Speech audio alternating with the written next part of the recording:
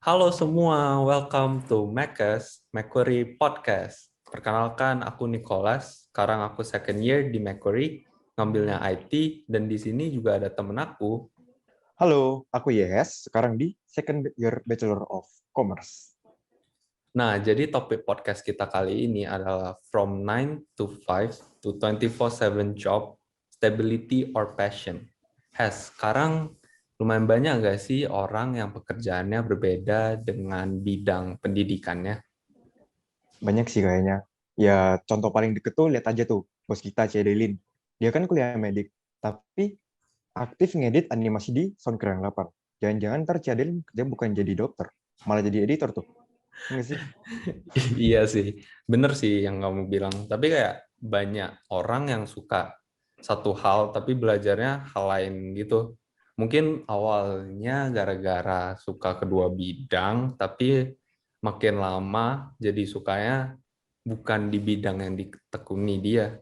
Terus jadinya Hmm. bingung gitu nggak sih? Nah, oke.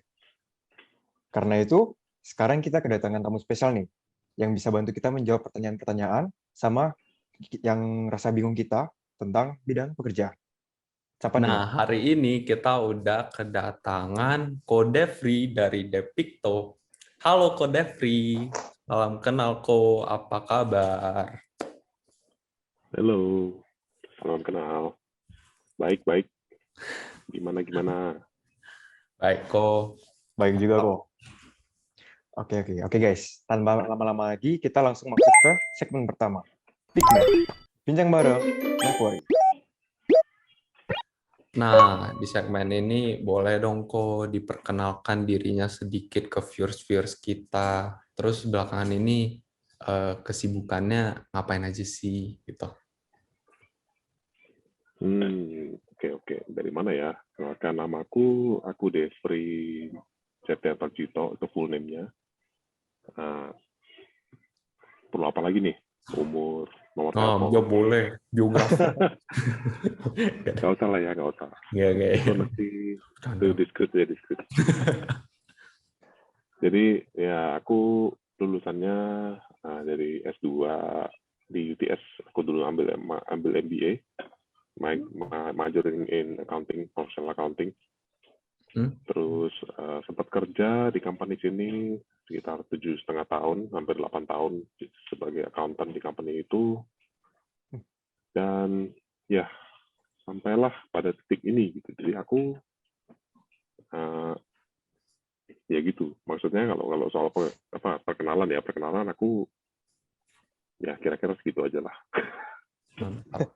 Oke. Ih, lama juga dong kok berarti jadi di akuntansi. Iya.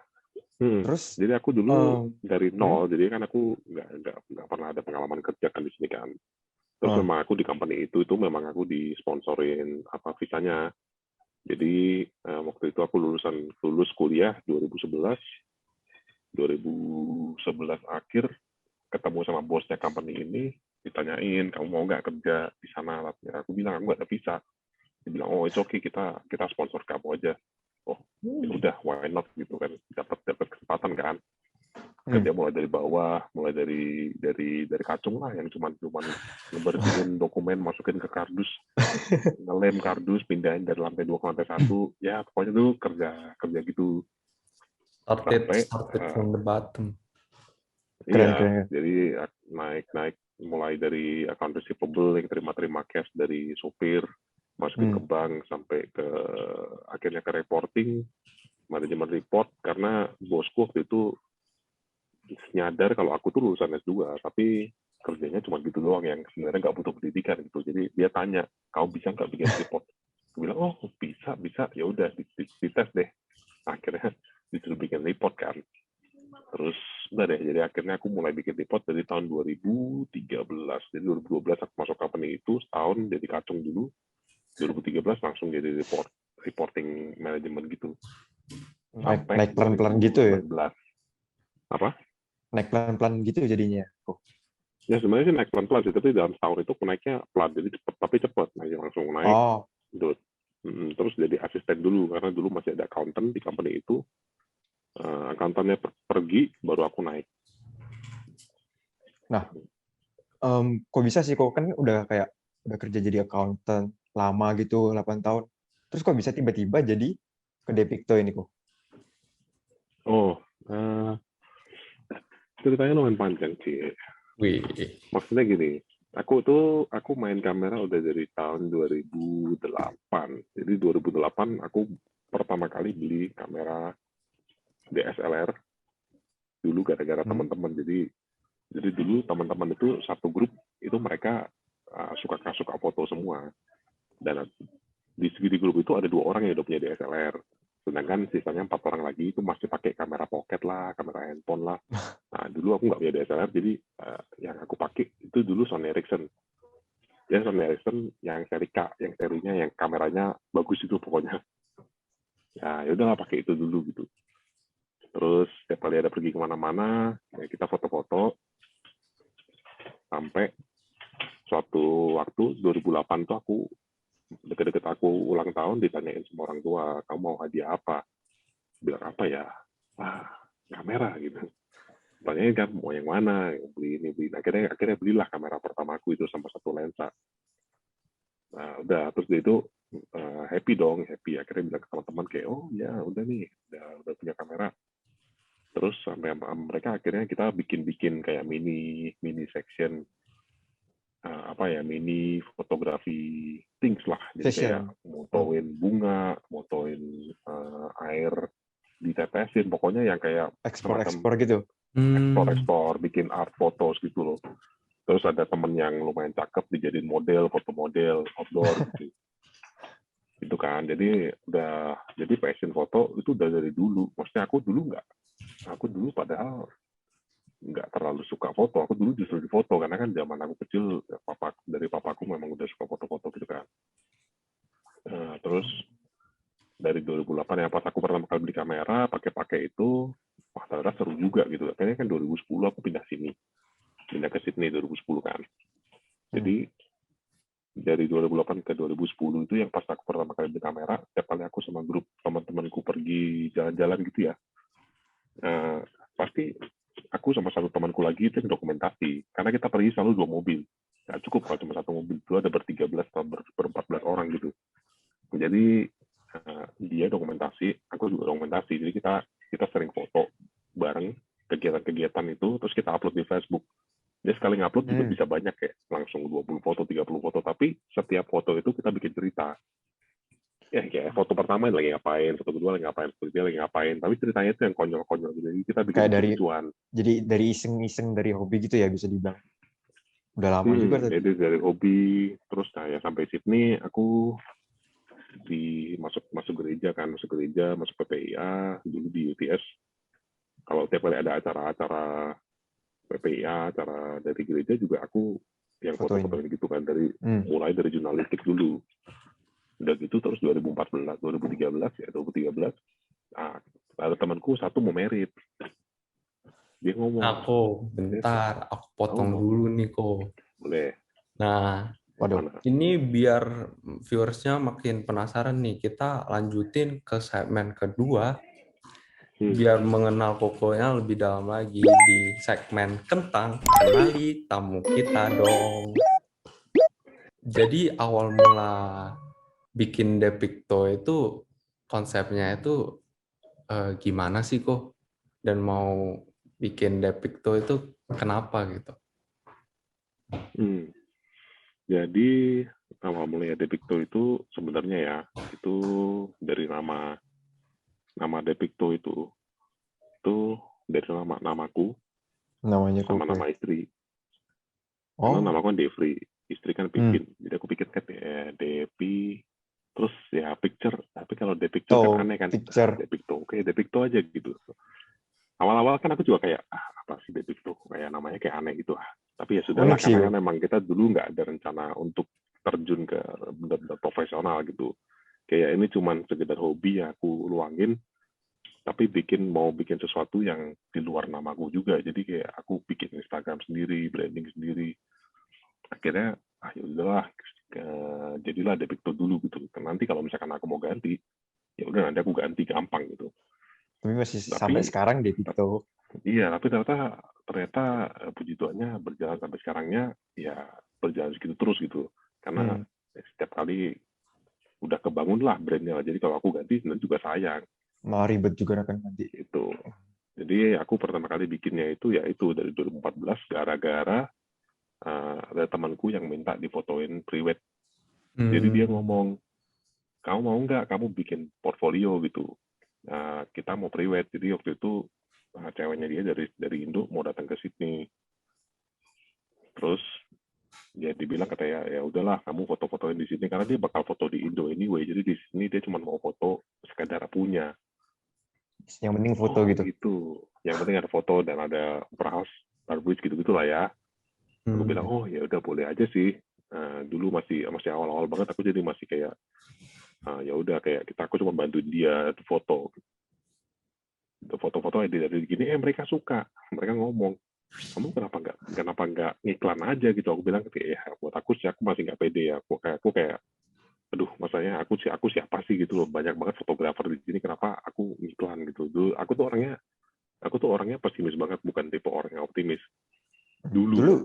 Dulu Koko masih kerja accountant juga nggak sih pas pertama itu berarti? Aku accountant kan dari 2012.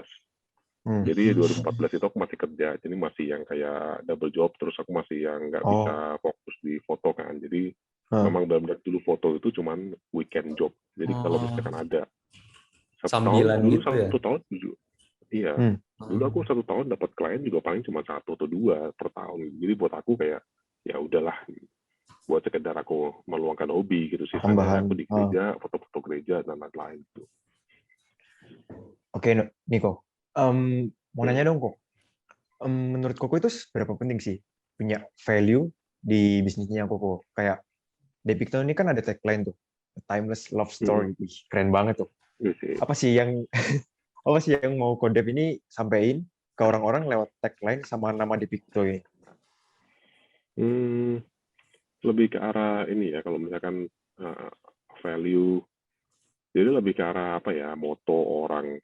Jadi aku pengen semua klienku itu tahu cara kerja kita dan tahu produk kita tuh apa gitu. Jadi kalau aku bilang sekarang gini gampangannya ya, foto itu banyak macam, foto kayak gini, foto kayak gitu, terus tipe-tipe foto itu juga banyak, tipe foto studio, tipe foto yang apa lebih ke arah candid, lebih ke arah digayain atau gimana, itu kan banyak kan.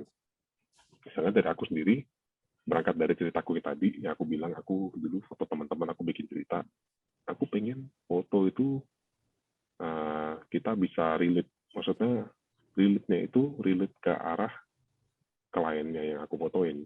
Jadi kliennya punya cerita apa. Jadi biasa aku sama kliennya itu aku kenalan dulu, ngobrol dulu, aku mesti tahu dulu mereka karakternya kayak apa. Dari yang cowok gimana, yang cewek gimana. Nah, terus kalau udah tahu, aku mulai korek-korek lebih lagi nih. Kira-kira tipe mereka tuh kayak apa? Tipe mereka tuh yang romantis, atau tipe mereka tuh yang fun, atau mereka tuh yang kaku. Nah, dari aku tahu tipe-tipenya, nanti pas aku foto on the day, aku udah tahu kayak apa aku mau fotoinnya gitu. Jadi semua tuh udah kebayang di kepala aku gitu kan. Jadi pas nanti aku deliver the result, dari deliver hasil fotonya, dari moto itu apa yang timeless story dan lain-lain itu ya. Jadi aku pengen itu mereka tahun ini lihat fotonya, 10 tahun lagi lihat fotonya, 20 tahun lagi lihat fotonya, mereka tuh masih bisa kayak oh iya waktu itu tuh kayak gini, waktu itu hujan, terus waktu itu lagi bla bla bla gitu. Jadi mereka bisa ceritain ke cucu-cucunya, ke anaknya gitu.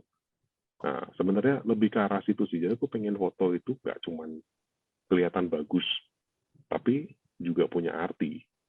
Nah, dan Kayak itu yang aku berusaha tonjolin banget dari aku punya brand gitu. kayak mau nunjukin kalau Depicto itu foto itu bukan cuma sekedar foto kan, bukan foto yang bagus, yang keren, tapi dari foto itu ada cerita gitu kan. Iya, ada meaning-nya gitu. Gila, Ada keren kok. meaning-nya. Yes. Keren banget sih kok. Gila. Tapi ini sih kok, aku penasaran juga nih. Tapi agak kembali ke yang tadi kok. Kenapa bisa akhirnya memutuskan ninggalin accounting job dan go full time untuk Depikto ini, kayak komit gitu. Soalnya kalau mulai bisnis baru itu kan risky ya. Apalagi awalnya udah kebiasa sama accounting yang jatuhnya lebih akademik, terus tiba-tiba ke bisnis yang bidangnya lebih artsy gitu kok. Ini lebih ke arah sebenarnya dulu modal nekat sih, kalau boleh bilang ya. Sebenarnya modal nekat. Jadi aku rencana mau full time foto itu udah dari 2017. Kenapa?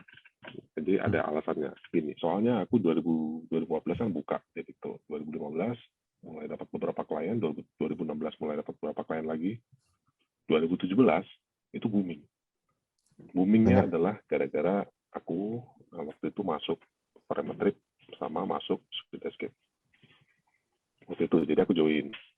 Nah, terus dari Parametric dari Speed Escape itu dapat job tuh banyak banget. Bukan asin Depikto ya, tapi asin aku. Karena kan kalau Parametric Speed Escape, aku nggak boleh bawa nama company sendiri. Jadi aku dulu masih lebih ke arah freelancer. Terus mulai dapat job wedding pertama kali itu dari 2016, 2017 juga dapat. Dari situ aku mikir, karena foto-fotonya itu udah mulai makan di weekdays. Jadi udah bukan weekend job lagi, tapi udah mulai kayak kalau dari Indo holiday ke sini itu ya mereka holiday bisa kapan aja gitu. Dan dulu satu hari itu bisa kayak sampai 3-4 klien itu per hari dalam seminggu. Jadi kamu bayangin aja, jadi 3 hari, maksudnya dalam seminggu 3-4 klien itu berarti kalau per klien 2 jam. Jadi itu udah kayak aku full time job sebenarnya. Nah, terus aku lagi mikir kan, jadi sebenarnya apa sih plus minusnya aku punya pekerjaan tetap sama plus minusnya kalau aku buka usaha sendiri gitu. Plusnya adalah pertama lebih fleksibel waktunya. Sebenarnya waktuku aku lebih bisa ngatur. Ya aku nggak terikat dengan kontrak, aku harus ada di office. Aku nanti mau liburan mesti apply dulu liburan bla bla gitu ya.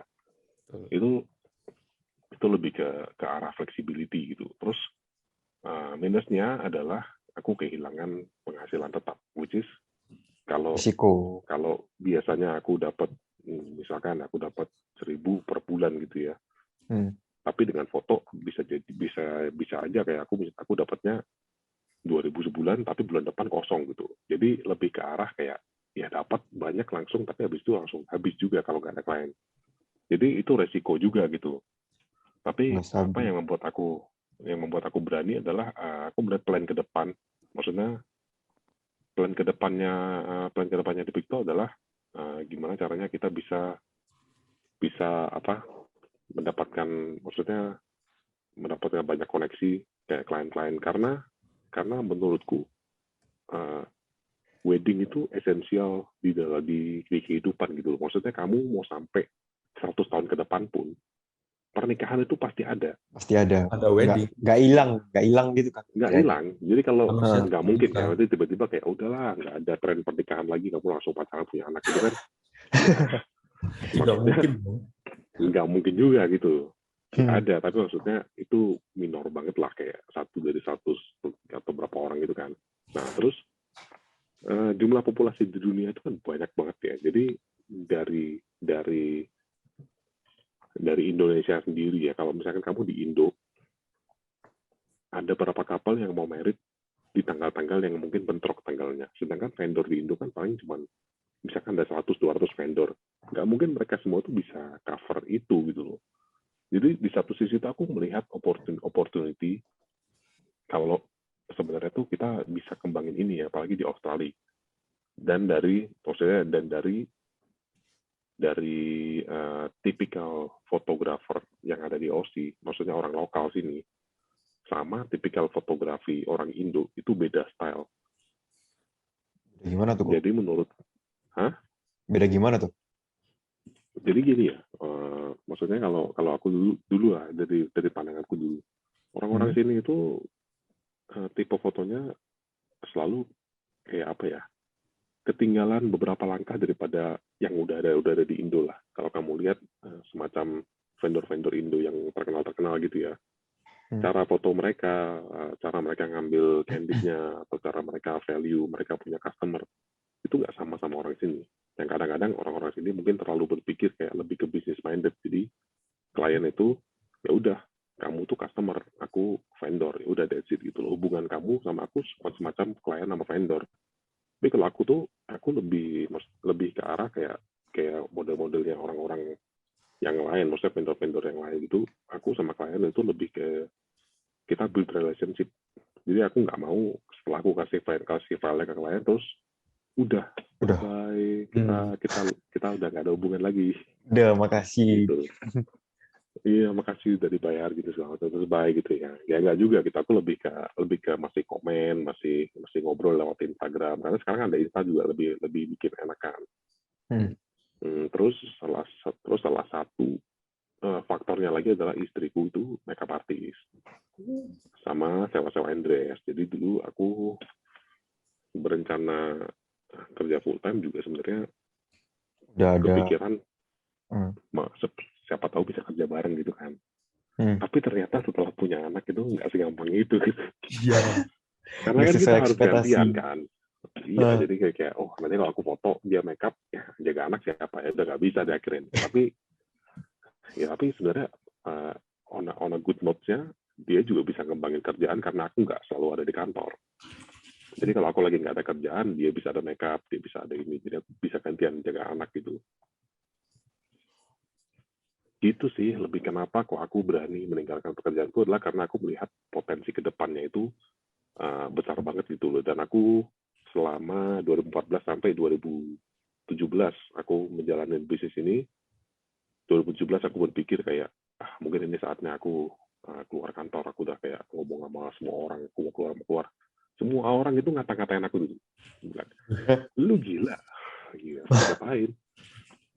Kamu udah punya pekerjaan gini. Orang-orang mau cari kerjaan susah, kamu ada kerjaan mau keluar gitu. Ya terus aku balik dan aku mikir lagi, iya juga ya. Terus 2017 anakku baru lahir pertama. Nanti dulu deh, masih ada pengeluaran lebih gitu. 2018 hal yang sama lagi, keluar nggak ya. Sampai di titik dimana aku benar-benar keluar itu 2019. Jadi 2019 aku benar-benar kayak oke, that's it. Waktuku habis. Aku keluar dari kantor, aku bilang sama bosku, ditanya kenapa kamu keluar, aku bilang aku ada bisnis ini, untuk bosku juga support. Dibilang ya udah, kalau memang kamu punya passion lain, kamu mesti kejar passionmu gitu. Terus 2019 aku ketemu sama partner videoku si Mama Reza yang sekarang ngerjain video buat TikTok kalau ada wedding. Jadi dari aku sendiri aku mainnya foto, dan dari aku dari dulu udah pengen punya company itu yang one stop service, jadi punya foto dan video gitu. Karena menurutku orang-orang sini memang butuh banget yang namanya one stop service gitu, karena mereka nggak mau lah repot-repot pindah vendor sana sini gitu. Jadi kalau bisa ketemu satu vendor langsung semuanya ada gitu. Dan ternyata emang bener begitu kita join video langsung banyak job wedding gitu, karena mereka jadinya nggak repot karena kita satu tim anyway kan, jadi buat mereka kayak udah langsung deal foto video gitu. Ya bener sih, lebih praktis. Nah itu guys, Ko Dev ini gila sih, berani banget kan. Udah kerja dari accounting terus ke Devicto ini. Terus kok dari suka duka tuh kan pasti banyak duka, adalah duka. Dari dukanya itu motivasi apa sih yang bikin Koko tetap mau all out gitu buat ngembangin Devicto? Kayak kok bisa sih sampai jadi berani banget buat keluar itu? Dari dukanya ya. Dukanya yang pertama yang paling berasa yang tadi aku bilang, karena aku kehilangan penghasilan tetap. Nggak stabil. Jadi nggak stabil. Jadi terkadang di saat aku benar-benar 1 bulan itu nganggur, aku jadi mikir kayak, aku mesti ngapain ya, terus kayak udah mulai jadi ragu. mikir mau balik kantor lagi ya. Iya, jadi pikiran ragu itu ada gitu. Jadi aku sempat tiba-tiba pas lagi ragu terus dikontak sama mantan bosku kayak, how are you gitu kan. Waduh, tergoda. tergoda. Ya udah, tapi aku nggak sampai ke situ sih, karena balik lagi ke yang aku bilang tadi, karena kalau kita nggak mulai sekarang, kapan kita mulai Kapan gitu. lagi? Dan untuk bisnis kayak gini, itu nggak bisa bisnis yang kamu nggak fokus, apalagi untuk ngembangin sesuatu yang dari awal ya, dari nol. Kamu memang mesti benar-benar kayak fokus di situ, mau enggak ya enggak gitu, nggak bisa yang namanya setengah-setengah, karena akhirnya kalau kamu setengah-setengah itu jadinya kamu di bisnismu itu 50%, di kerjaan kantormu juga 50%. Di dua-duanya itu kamu nggak jalan jadinya. Lebih ke arah kayak, aduh, kamu make mistake di sana, di sini kamu juga make mistake. Nah, itu guys, dengerin guys. Sorry kok. Terlebih kalau misalkan kayak foto ya, foto itu kan kamu butuh creativity. Jadi kamu pasti kreatif, bikin ini itu. Kamu mesti belajar terus juga, kayak karena kamu lihat orang punya hasil foto kayak gini, kamu kayak mesti bisa mesti bisa bikin kayak, oh bagus juga ya, oh ternyata kalau dibikin begini juga bisa gitu. Jadi itu tuh semua proses yang kita tuh pelajari terus-terusan gitu loh. Jadi menurutku nggak ada fotografer yang udah nggak belajar. Menurutku semua fotografer yang udah Tetap terkenal belajar. itu mereka selalu punya hal baru setiap hari. Begitu melihat hasil karya orang lain, mereka kayak, oh iya dia bisa bikin, aku bisa bikin yang lain gitu. Maksudnya dari ide itu aku bisa jadi sesuatu yang lain gitu. Dan buat aku creativity itu nggak ada batasnya, itu no limit gitu. Selama kamu fokus di situ dan kamu kayak benar-benar tekunin di bidang itu, ya kamu bakal terus berkembang. Dan kalau kamu terus berkembang, pasti nanti hasilnya juga kamu yang terima gitu. Itu kalau menurutku sih kenapa aku bisa bertahan sampai sekarang dan ya bisa terus berkembang, puji Tuhannya gitu. Nah, itu guys, diingat guys. Kalau mau ada kerjaan, jangan 50-50. Harus kayak berani nentuin yang mana kerja yang mana. Mau kerja yang mana gitu kan. Biar bisa fokus. Terus mau belajar terus gitu guys. Oke, Betul. kalau gitu, biar nggak gitu monoton, kita langsung aja lanjut ke segmen yang ketiga. Burger. Buka cerita. Burger. Nah, di segmen ini kita bakalan memberi penilaian kita terhadap statement-statement kontroversial yang nanti bakal aku dan Yahels bacain. Nge-rate lah istilahnya dari strongly agree sampai strongly disagree. Nah, boleh nih langsung ke statement pertama. Oke, jadi statement yang pertama ini, latar belakang geografis seseorang. Contohnya itu kayak orang Indo yang lahir di Indo, tapi besar di Australia. Itu kalau mau bikin usaha di luar negeri kayak di Australia gitu, bakalan susah. Menurut kalian tuh gimana? Oke, siap? Kalau Devi siap? Nicholas siap? Oke. Oke, 1, 2, 3. Strongly disagree. Aku somewhat agree. Waduh, kok strongly agree sendiri? Berbanding terbalik banget nih kok. Waduh. Nick gimana Nick? Soalnya menurut aku ya kayak bahkan aku coba kayak pernah pengen mulai bisnis gitu sendiri di Indo, itu aja kayak susah banget loh, kayak susah jalaninnya, kayak nggak tahu kenapa sih, tapi kayak susah aja jalaninnya, apalagi kalau di luar negeri lebih susah lagi nggak sih? Ya nggak sih, Has? Tahu.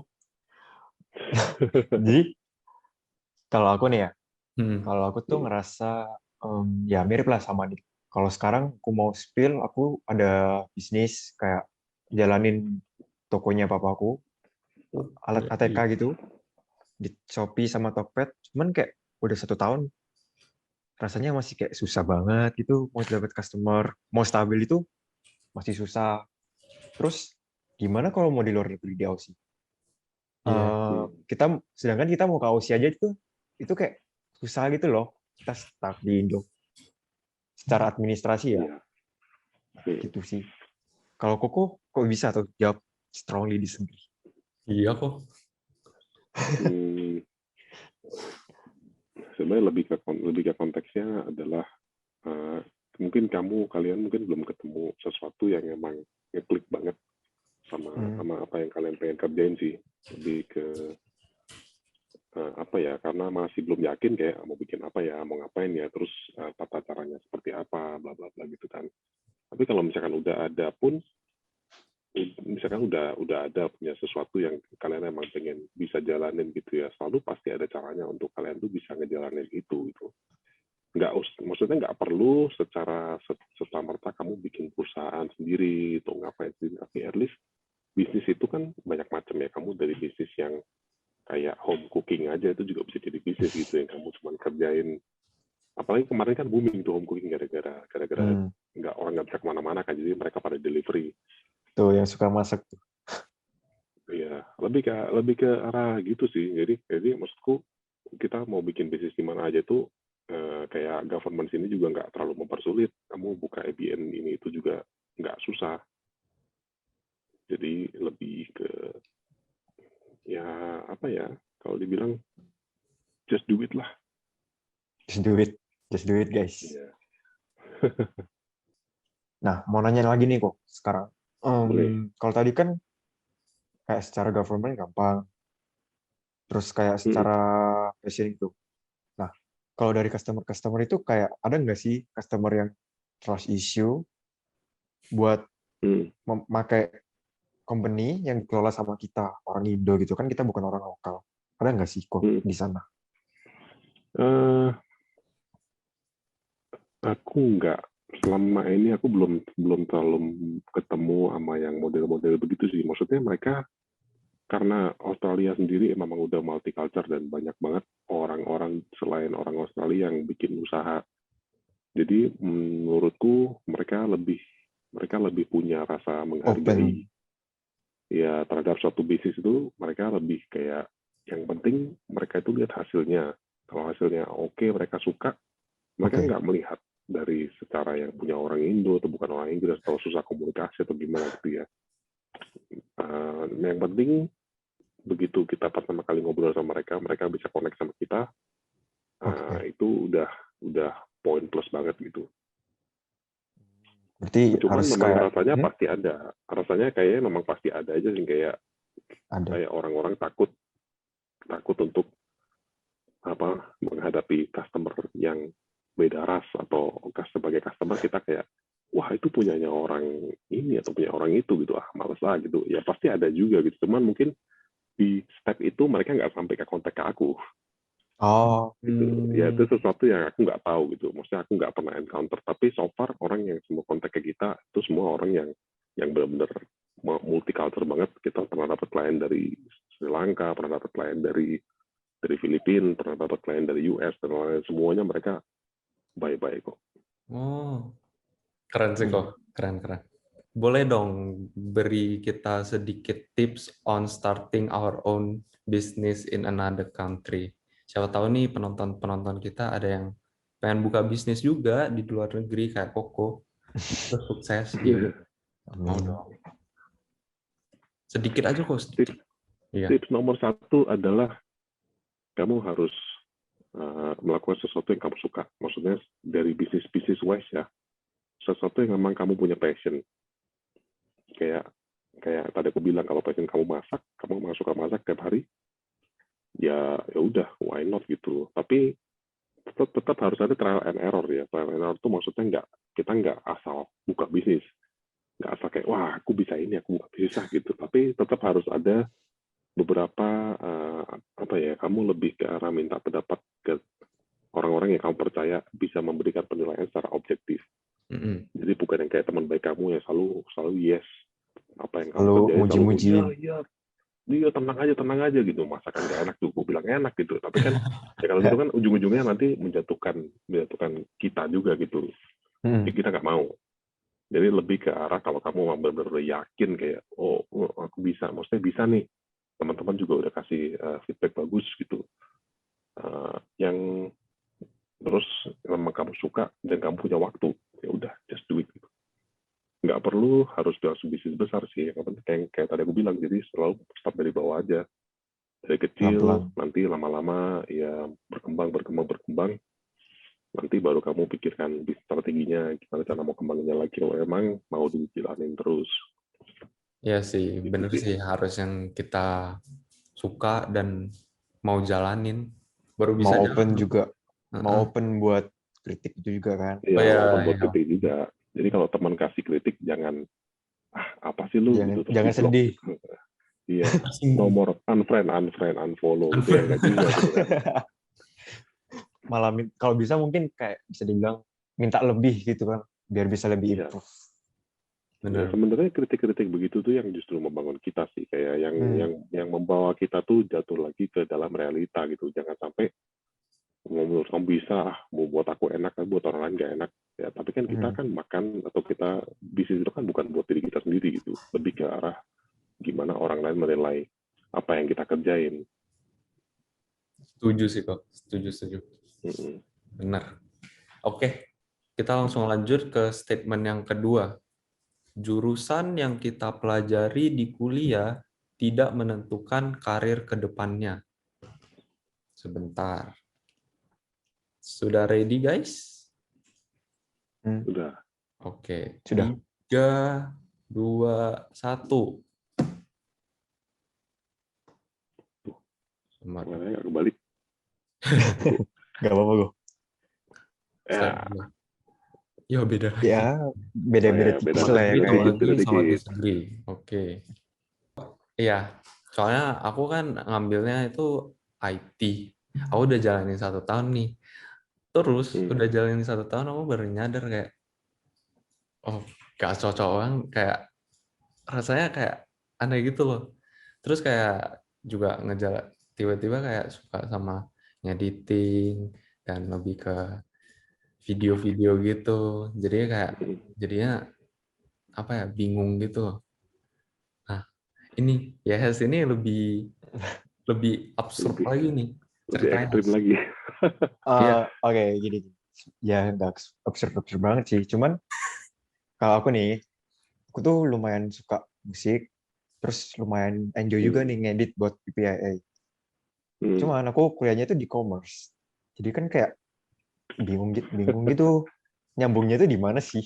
Kayak kerja juga nanti kerja apa? Nggak tahu, jadi bingung. Itu sih. Kalau menurut Koko gimana tuh? Menurut aku sebenarnya juga sama sih. Maksudnya aku dulu tipe orang yang percaya banget kalau aku tuh nggak mungkin masuk IPA. jadi gi- jadi gini ceritanya. Waktu aku SMA ya, ada penjurusan. Nah, penjurusan itu semua orang itu berlomba-lomba masuk IPA. Jadi semua orang tuh centang mau kemana, IPA. Kayak aku tuh kayak satu-satunya murid yang centangnya IPS. Sampai aku ditelepon sama guruku. Dev, kamu Ngapain? mau nggak masuk ke percobaan ke kelas IPA? Aku bilang, nggak Bu. Maksudnya aku emang udah positif maunya di IPS. Kalau ditanya orang, kenapa kamu maunya di IPS? Ya soalnya aku nanti kuliah bakal ambil accounting anyway gitu. Kayak, ngapain aku belajar IPA, terus nanti pas kuliah aku belajar IPS gitu. Jadi mendingan aku dari awal aku udah belajar accounting. Jadi pas kuliah belajar accounting lagi, ya udahlah gitu. Masih Dulu mirip-mirip. juga rencananya, iya dulu aku suka banget accounting. Jadi aku sempat ikut lomba accounting pas SMP. Terus waktu kuliah juga positif banget aku mau ngambil accounting. Dulu aku demen banget yang namanya masukin neraca, laba rugi, debit kredit dan lain-lain, itu aku suka banget. Ya tipe-tipe yang suka puzzle lah. Jadi menurutku itu tuh kayak puzzle, kayak masuk sini gitu. Tapi aku nggak bisa bikin rumus. Jadi kalau suruh kayak rumus kimia, matematika gitu, aku udah kayak hopeless banget lah. Jadi kenapa aku bilang somewhat agree ya? Karena ya maksudnya berkaca dari aku sendiri aja, aku kuliah accounting, kuliah ini ekonomi, nggak pernah belajar foto sama sekali gitu. Kamera, Photoshop, Lightroom, segala macam aku semua nggak pernah belajar gitu. Dan aku belajar itu semua gara-gara aku main-mainin sendiri. Install programnya, ekspor fotonya, main-mainin sendiri, warna begini, warna begitu, edit begini, edit begitu. Dan satu-satunya tools aku belajar adalah YouTube. Jadi aku semua cari dari YouTube. Ini caranya gimana, aku belajar sendiri semua. Jadi nggak menentukan karena ya itu tadi aku bilang, kemungkinan kamu punya jurusan itu bukan berarti passion kamu gitu. Aku bisa bilang gini nih, 70% orang yang kuliah ngambil jurusan accounting atau manajemen itu biasanya orang yang mau cari PR. di sini ya. Biasanya karena zaman aku dulu PR itu kalau kamu ngambil jurusan accounting itu dapat poin plus. Kayak lebih banyak orang cari gitu ya, demand-nya gitu. Betul, dan untuk urusan kerjaan juga kayak lebih general secara kerjaan. Kamu bisa apply kerja di semua tempat itu butuh accounting. Gitu. Lebih ke arah kayak kalau aku dulu kayak ya nggak mau repot lah. Ini jujur-jujuran aja. Jadi nggak mau repot, ya kerjaan juga pasti ada, lapangan kerjaan juga banyak gitu kalau jurusan accounting gitu. Cuman ya mau gimana lagi, kayak setelah beberapa tahun memang hatinya nggak di situ, ya akhirnya Pindah. berpindah haluan lah gitu. Meskipun kita nggak pernah belajar, tapi aku ternyata bisa ngambil sisi positif dari apa yang aku pelajarin di kuliah sama di SMA juga sih. Maksudnya karena aku pernah belajar itu, aku jadi tahu gitu. Kayak misalkan apa ya, lebih ke arah aku bisa bikin neraca laba rugiku sendiri gitu. Jadi aku tuh sebagai accountant untuk company-ku sendiri sebenarnya. Pada Plusnya jadi kayak akhirnya kepake juga. tetap kepake. Akhirnya kepake juga, iya. Mantap. Nanti ada lah yang kepake meskipun nanti nggak sejurusan sama apa yang kamu kerjain. Ya, pintar-pintar. Pada akhirnya pintar-pintar kita sendiri juga sih. Ya nggak sih? Betul. Kita juga harus sadar kalau sebenarnya kita hatinya bukan di situ. Jadi kayak Iya. mau berani pindah gitu. Oke, ini kita langsung ke statement ketiga. Saya lebih memilih untuk bekerja sesuai passion, walaupun mungkin semua orang menentangnya, dibanding kuliah dan kerja sesuai apa yang dibutuhkan perusahaan. Tuh. Ready guys? Siapkan jawabannya. Waktu kalian 3 detik. Enggak. Sudahkah? Ready? Sudah. Ready. Oke. 3, 2, 1. Sama negeri. Nggak kelihatan kok. Nah, sama semua dong. Sudah. Oh, Yeay, sama finally. nih. Bertiga sama. Enggak, tadi juga Nah, sama sih, aku salah pilih aja. juga. Oke. Oke. Dari aku dulu nih ya, kok. Kalau dari aku nih, sama degree, karena kayak ya banyak kan orang bilang kayak editing atau musik itu kalau suka itu ntar gede kerja apa, ntar dapat duit nggak banyak, susah, nggak stabil kayak Koko gitu bilang tadi. Terus ya kayak gitulah. Cuman ya aslinya disagree. Cuman habis dengar Koko cerita kayak ya kalau dipikir-pikir kalau emang hatinya di situ harusnya kita kayak lebih passion, lebih semangat buat kerja di situ daripada maksain kerja di bidang yang lain gitu sih. Menurutku gitu. Kalau nih? Ya, aku kurang lebih sama sih. Habis mendengar penjelasan dari Koko ini, tercerahkan kok, serius. Mencerahkan ya. Iya, tapi ini kalau sebenarnya ada neutral, aku pilih neutral nih. Soalnya kayak beneran bingung gitu. Kayak, ya balik lagi. Kedepannya kalau memang realistis ngomongin kerjaan, kita kan mikirin pendapatan lah, gini-gini gitu. Pengennya yang stabil, gini-gini, gitu-gitu lagi. Ya nggak sih? Itu sih. Nah, kalau menurut dari aku ya, nih, kalau dari aku sebenarnya lebih ke arah ada dua alasan sih. Sebenarnya kayak alasan pertama adalah biasanya biasanya jurusan sekolah kita, pekerjaan kita itu biasanya ya itu diatur sama orang tua. Iya. Nanti kalau misalkan aku bilang nih, aku mau kerja jadi fotografer gitu, yang paling pertama menentang itu orang tua. Iya bener, aku juga ngerasa Iya gitu kan? kayaknya. Selalu begitu. Tapi gini, orang tua, jadi kenapa orang tua menentang itu? Karena orang tua tuh mau yang terbaik buat kita gitu. Sedangkan kadang-kadang kita tuh cuman ngelakuin sesuatu tanpa berpikir panjang kayak aku suka kok, yaudah aku kerjain aja. Tapi kalau begitu orang tua tanya, terus nanti ke depannya kamu mau ngapain, kamu mau gimana, plan kamu apa gitu. Sedangkan kalau kamu nggak bisa jelasin kamu punya plan, ya udah bye bye gitu. Jadi kayak iya ngapain ya akhirnya kamu mundur lagi, balik lagi ke dulu gitu. Ya udah aku ikut aja. Tapi kalau kamu bisa jelasin, kamu bisa kayak, oh ya nanti ke depannya aku bakal ini, aku bakal itu. Aku sekarang udah kerja bareng sama si ini, kerja bareng sama itu, aku masuk sama ini, masuk ke situ gitu. Kayak dulu pas pertama kali aku jelasin ke orang tua aku juga aku bilang, oh iya soalnya aku lihat ya untuk ke depannya sekarang bookingan itu udah berapa. Aku jelasin. Nah, sekarang setiap tahun itu bookingnya selalu naik. Dan untuk tahun ke depan itu jatahku di hari biasa juga udah mulai habis karena udah banyak bookingan juga. Jadi kalau misalkan aku nggak kembangin dari sekarang, aku kembangin nanti ke depan atau nanti lagi, itu bakal udah satu step lebih lambat daripada orang-orang lain gitu loh. Jadi kenapa aku bisa mulai sekarang, ya aku pengen mulai sekarang gitu. Tapi dari dulu tuh aku nggak pernah menemukan alasan dan nggak pernah bikin plan yang jelas untuk bisa meyakinkan orang tua sampai di tahun 2019. Jadi even di tahun 2019 pun mereka juga masih disagree sebenarnya. Masih ragu. Ya tapi maksudnya dengan setelah mereka melihat aku berjalan 2 tahun dengan full time sebagai fotografer dan aku masih surprise sampai sekarang, ya maksudnya itu kayak meneguhkan kalau apa yang aku pilih 2 tahun yang lalu itu suatu keputusan yang tepat tuh. Belum tentu kalau misalkan aku baru bergerak full time-nya sekarang itu bisa sampai kayak gini. Jadi kayak kita udah dikasih tiket menuju ke satu tempat dan kalau tiket itu kita nggak pakai di saat itu, ya kamu nggak tahu kapan lagi kamu bisa dapat tiket itu lagi Kesempatan. gitu. Betul. Berarti Kalau apa? Kalian main game nggak?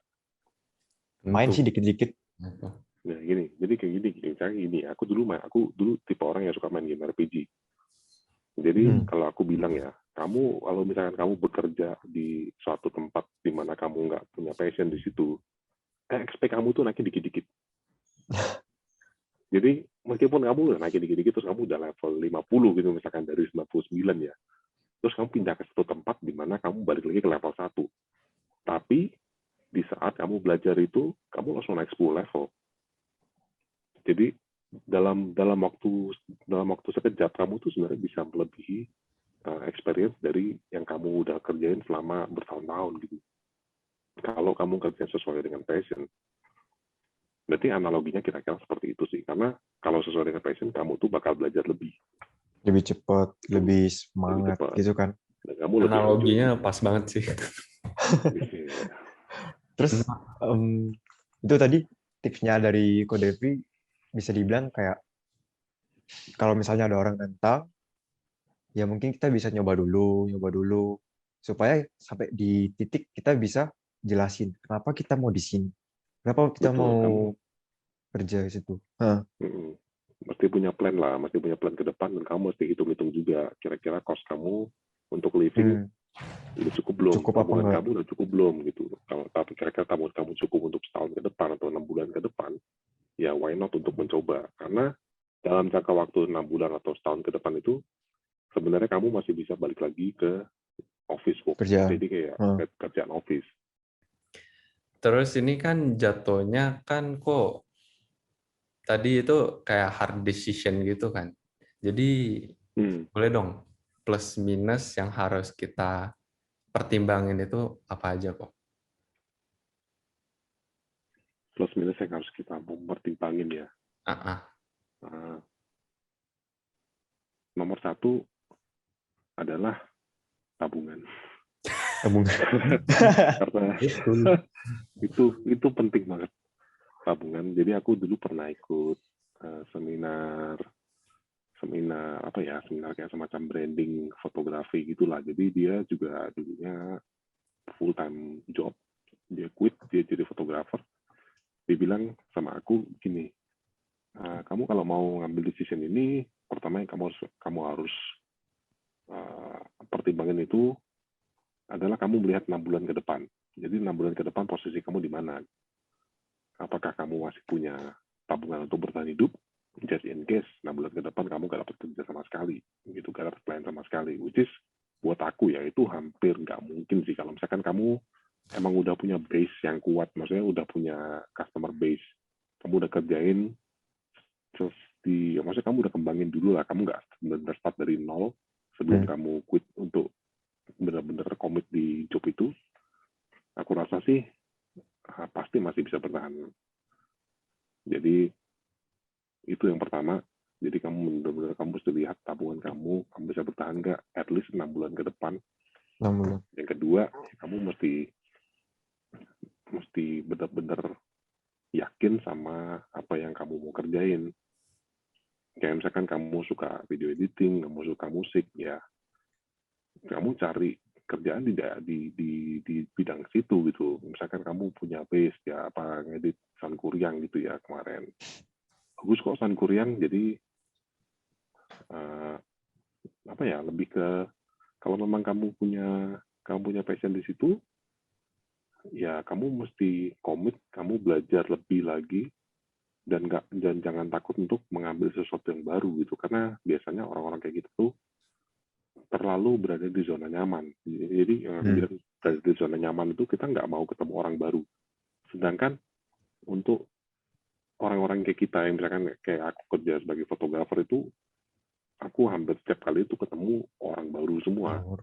Dulu aku orangnya tuh introvert banget, bener-bener super introvert yang kayak kalau ada party nih, ada prom night nih, semua lagi happy-happy ya. Kamu cari di pojokan itu pasti ada aku. Yang cuma duduk di pojokan, minum teh kotak atau apa gitu ya. Itu udah pasti dah. Jadi aku tuh tipe orang yang bener-bener nggak suka keramaian, sukanya menyendiri, nggak suka ngobrol sama orang baru. Bener-bener yang kayak Sama sih. disuruh kenalan, ya kayak aduh ngapain sih itu ketemu sama orang, aduh kenapa sih aku harus ketemu ini gitu. Tapi semenjak aku kerjain ini, maksudnya semenjak aku kerja di sini, aku mau nggak mau aku harus berubah gitu. Aku harus bisa menyesuaikan dengan kondisi. Akhirnya di saat aku bilang kayak, lu tau nggak sih sebenarnya gue tuh orangnya tuh introvert dan pendiam, mereka semua tuh nggak ada yang percaya. Kayak, masa sih lu pendiam gitu. Jadi mereka semua tuh taunya, iya taunya udah dengan aku dan karakteristikku yang seperti sekarang, padahal aslinya tuh enggak. Tapi ya seseorang untuk dapat sukses itu menurutku memang harus jadi bunglon. Jadi kamu harus menyesuaikan kondisi sama adaptif. Lingkungan sekitarmu. Ya adaptif. Sama klien lah, sama orang rekan-rekan yang kamu kerja bareng lah. Itu kamu harus bisa menyesuaikan diri. Gitu. Oke, tips nomor 3 adalah mental. Jadi kamu harus menyiapkan mental. Jadi sebenarnya nyambung sih tadi sih. Kalau ya mental apa, kamu harus siap untuk gagal. Kalau aku bilang ya. Jadi kalau kamu masih takut untuk gagal, itu berarti kamu tuh belum siap untuk melakukan sesuatu yang baru yang di luar zona nyaman kamu gitu. Dengan adanya mental kamu siap untuk gagal, itu berarti kamu akan berusaha lebih keras untuk jadi seseorang yang berhasil. Kalau aku bilang. Jadi lebih ke all out lah. Kalau kamu mau menang ya kamu harus menyerang gitu. Jangan kalau kamu bertahan terus kapan kamu bisa mencetak gol gitu. Lebih ke arah seperti itu. Kalau diringkas berarti kayak yang pertama harus mikirin uang. Itu paling penting lah. Duit. Harus bisa bertahan kan. Terus mau berubah diri lah bisa dibilang. Buat nyesuaiin, harus adaptif. Terus ya keluar dari zona nyaman sih. Apa? Thank you kok. Keluar dari zona nyaman. Mental. Iya tuh, penting sih. Kalau nggak kuat ntar tengah-tengah jalan belum 3 bulan dah. Aduh, stop balik Balik iya. Nah, gitu sih. Nggak kerasa sih kita udah ngobrol panjang banget dan kita udah sampai di segmen terakhir nih. Nah, oke. Di segmen terakhir ini boleh dong kok terakhir nih quotes atau tips yang utama gitu buat motivasi gitu viewers kita atau student-student gitu tentang pendidikan sama pekerjaan. Satu aja. Just do it. Nike. Simple, Nike. Iya, Nike simple. Ya, iya sih, just do it, jangan takut gagal, coba terus sampai kamu bisa berhasil. Widih, bagus sih. Ya simple tapi emang bener. Benar. Sekali lagi kok kita ingin berterima kasih sebesar-besarnya sama Ko Devri dan juga Depikto udah mau hadir untuk menjawab rasa penasaran kita nih. Juga udah mau jadi main sponsor Main Kaum Korea sponsor. 8. Keren banget. Thank you, Ko. Sama-sama. Nah, thank you juga untuk viewers-viewers kita yang udah mau nonton sampai akhir episode Makers kali ini. Semoga berguna dan dapat pencerahannya nih dari Koko tadi itu. Keren banget semua. Sampai jumpa guys di Makers selanjutnya. Dadah. Hai. Bye. Bye-bye. Bye.